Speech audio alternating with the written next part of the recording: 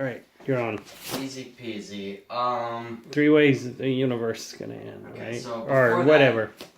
there is a prerequisite to understanding, and that is, alright, so like, it's kind of before they knew about like dark matter and dark energy. So Einstein calculated something, it was called like the critical mass density, which they always called the CMD. Critical mass density is like, so if you look at like, I don't know, say the density of matter in a particular region of space, you can calculate based on that. Because they said there were 3 ways, Einstein calculated there were 3 ways the universe could be. So it could either be, the critical mass density means if I have something that is perfectly that critical mass density, the universe will expand, it will have expanded outward, and then it'll just infinitely slow. It'll never stop expanding, but it'll slow down forever, right? So it's kind of like how, like, if I have to travel a foot of space, you know, I go half a foot, and then I go a quarter, and then I go half of a quarter, and half of that, right? So the universe will just kind of do that forever, right? That's if you meet the CMD is equal. So he believed that that would mean that there would be an infinite flat universe. It would just stretch on forever, and that would be that. So flat, like so, or here a better representation is this, because 2 dimensions are kind of wonky. So this is CMD equal. So if the amount of matter in the universe is dense enough to equal exactly the CMD, infinite flat universe. If we have, here we'll go, M for mass. If we have a universe that's under the CMD, the universe will be kind of negatively curved, or yeah, I believe it's negative curvature, where we have a saddle kind of like shape, and we're on top of the saddle, right? So if it's over, the universe will expand rapidly. It'll be much faster. It'll continue speeding up, or it'll never slow down. It'll just continue at a constant speed. So that's CMD is greater than the mass we have. And then if we have a mass greater than the CMD, the universe will kind of loop back around on itself like a circle. It'll be a closed, finite shape. By the way, in this scenario, it's infinite, just so you know. So CMD is less than our mass. So, of course, we look into it. If this were the case, what will happen is something called the heat death, the most popular theory right now, which is just over time, gradually, there's a great book on it, it's called The 5 Ages of the Universe if you want to get more in depth. But basically, over time, all complex particles will break down, protons will decay away, all basic matter will burn out, and we'll run out of all energy sources, and that'll be the end of it. A very depressing, boring, and drawn-out death. Never to go back, right? So this is heat death. This is a heat But death. it'll never go back. It'll never go back. I mean, like, there's some theories which are a little more experimental, like quantum tunneling, that deals with things like metastability, quantum field theory, and we can do a separate video on that, but, like, let's not get into that right now. Those are more speculative topics. In this scenario, if it continues speeding up in its expansion, which we now know it will if you factor in negative energy, what will happen is something called the Big Rip. So what happens in the Big Rip is basically the space just keeps speeding up in its expansion. For clarification, let's just go over here. The current expansion of the universe is 80 kilometers per second per megaparsec.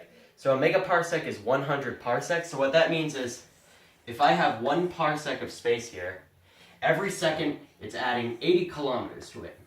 And then another second it'll add another 80, etc., right? So what this means is if I have 2 parsecs, side by side, 2 megaparsecs, it'll add 160 kilometers, and then another 160. So that means, you know, you stack up enough space, eventually you get points of space expanding away from one another faster than the speed of light. And if this continues speeding up, eventually it'll mean places like the distance between us and the nearest star that we can see is expanding faster than the speed of light. And if this speeds up, eventually space will expand so fast that all basic matter will break down, and that's called the Big Rip. Personally, what I believe will happen, either that or heat death. The last one is the most unlikely. Heat death and Big Rip, by the way, are the most likely to happen because we know that the universe is speeding up in its expansion. Okay. This one is called the Big Crunch. This is the most hopeful of ideas. Not very likely, sadly. But basically, the Big Crunch is, as Einstein calculated, he said it would kind of flux out and then it would collapse back inward. A lot of scientists thought this would be what we found to be the case because when you look at it, I mean, it makes sense, you know? It means the universe just constantly influxes, beats out, you know? You get this constant state of, like, collapse and redistribute and it made sense because it would mean there would need to be no explanation for the beginning of the universe. But of course, we know that that's not true because the universe is, number one, I believe we calculated it, before dark matter and dark energy, as my professor said, I think he said that before it, the CMD, we actually were under it. We thought the universe was going to speed up in its expansion.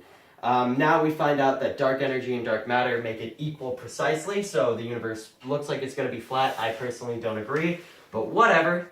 The point is like, we thought that before it was less, now we know it's equal. The universe is probably not going to collapse inward on itself. I mean, it's hypothetically possible, of course, because there are a lot of factors that go into making the universe tick, but the most likely is one of these two. I personally prefer this one. It makes more sense to me, but heat death is also a very real possibility. So these are the three referred to. Of course, there are other more speculative ways for the universe to end, things that could be induced, things that are natural, but they're all based on very iffy subjects. Of course, one of the most being the false vacuum theory, one of the most popular. But these three are the main things, and the thing is in all of these scenarios, out of all of these, the Big Crunch is the only one that'll ever cause a restart, because what happens is of course in the beginning there was just a point, and that was, well, you know, a very small, densely packed region of space, and that was where all matter was packed. Everything in existence that we can see with the eye, everything in the visible, observable universe, was packed into a point of space so indescribably small. I think I could say a dust particle, but it was much smaller than that. Everything in existence, your TV, your dog, every particle of matter was packed into a point that small. Well, hundreds of thousands of times smaller than this. Right. And so, of course, what the Big Crunch suggests is, you know, we collapse all the matter down, and then we have a singularity again. And then perhaps it could bounce back out, which is another theory, sort of. It's called Big Bounce. Okay. But these are the main three ways that the universe will end, that's as it. Einstein calculated. We can go into another video about more speculative theories. Right. All right. That's it. Yeah. Thanks.